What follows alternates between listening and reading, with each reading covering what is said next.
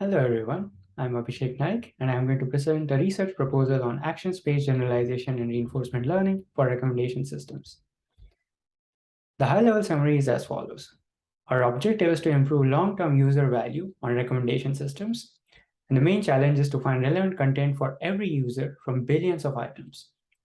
The idea is to extract as much information from every user interaction, and in particular, we do this by generalizing in the action feature space. We find that the Gaussian parameterization seems promising for action-based generalization. Okay, so let's get started. Reinforcement learning is well suited for recommended tasks. So as you might know, reinforcement learning is a paradigm for sequential decision making where a learning agent interacts with the world. From some observations, it takes some actions, sees some more observations and rewards and so on and so forth, and tries to maximize some long-term notion of reward. Recommender systems are a classic example of a task in which actions have long-term consequences. As we all know that the videos and documentaries and things that we expose ourselves to influence our worldviews, which in turn determines which other videos and news articles that we read, right? And so recommender applications are also sequential decision-making tasks, and reinforcement learning is very well suited for it.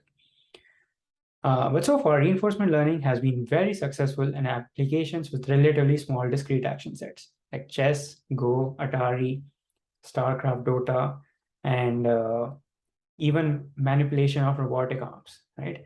And in all of these tasks, the actions range from roughly, let's say, 10 to about 100.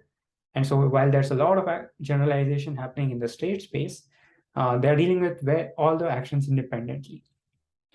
But applications like recommender systems have billions of actions, right? And users interact with less than 1% of all the total items. So how do we decide which of the billions of items might be relevant?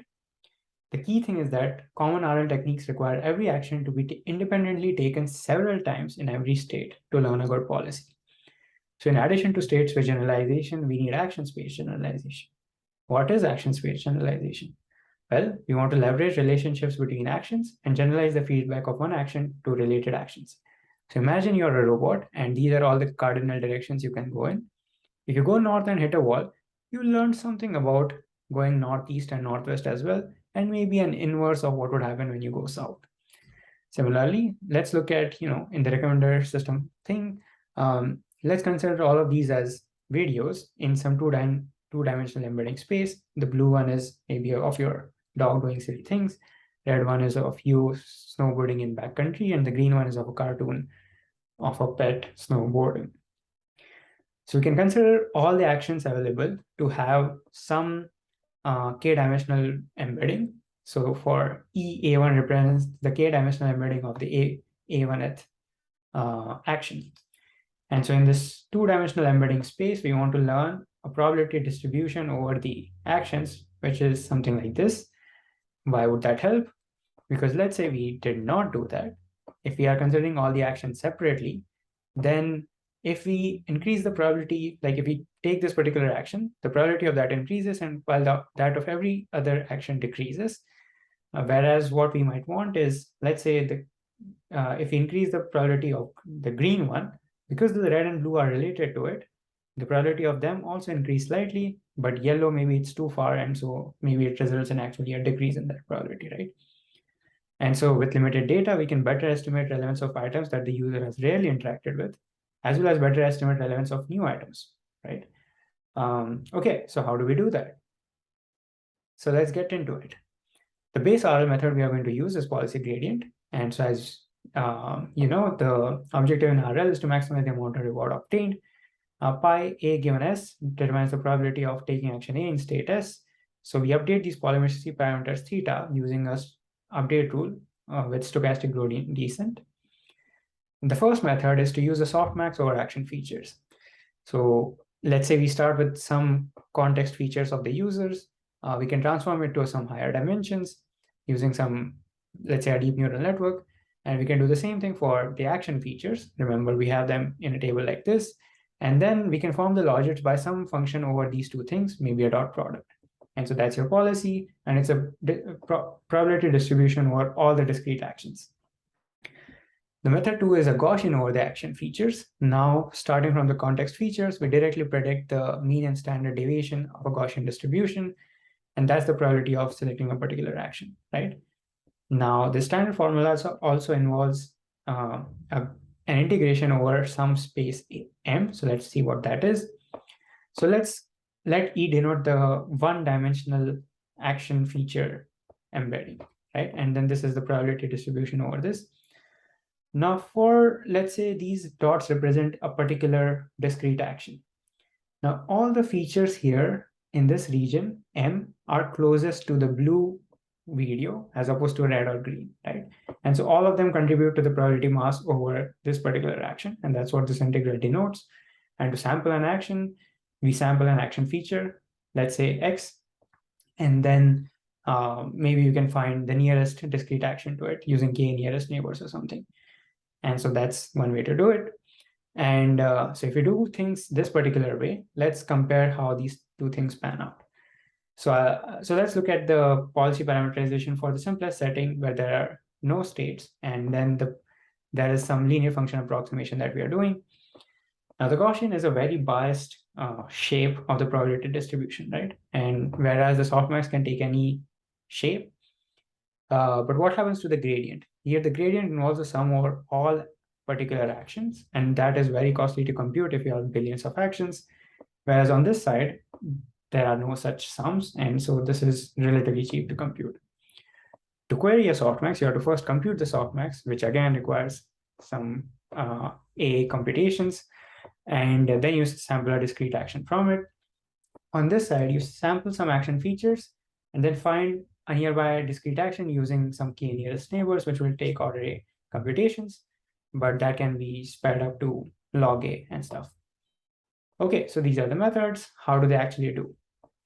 So we'll look at a very simple multi-armed bandit setup in which there will be some action features, and the reward function will be some distribution over it, maybe a unimodal, bimodal, or something. There will be different number of actions, and there will be some stochasticity in the rewards. So now let's consider a particular problem where there's a bimodal reward distribution, 1,000 actions, no noise. On the x-axis, you have the number of interactions, and on the y-axis, you have the average reward obtained over 30 runs.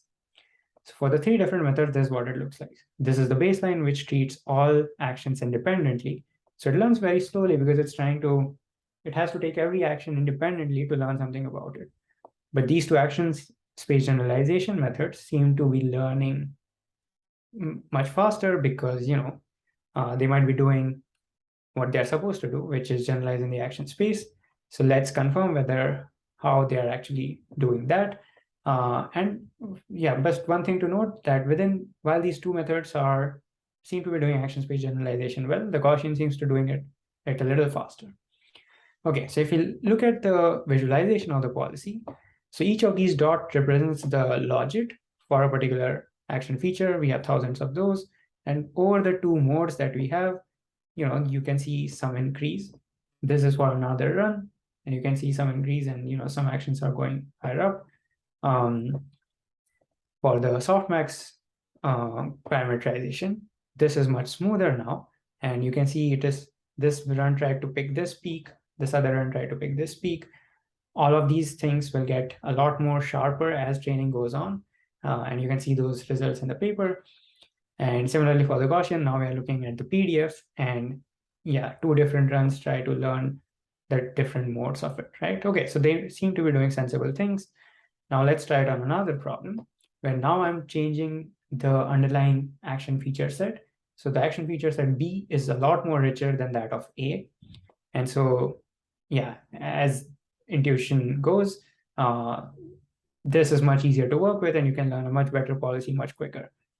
We can see the same thing for the Gaussian, but the difference in the performance is not that much when the feature set is changed, right?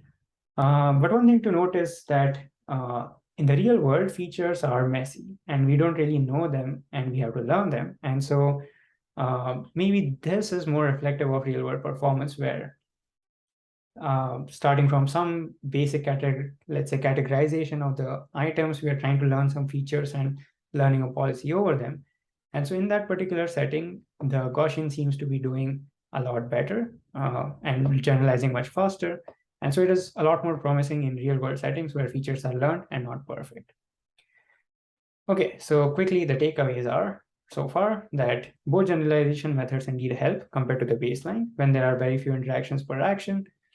And the softmax parameterization seems to be more sensitive to the action features than the Gaussian parameterization. And so because of this, the potential upside of the Gaussian parameterization makes it a promising approach for action space generalization and recommendation systems.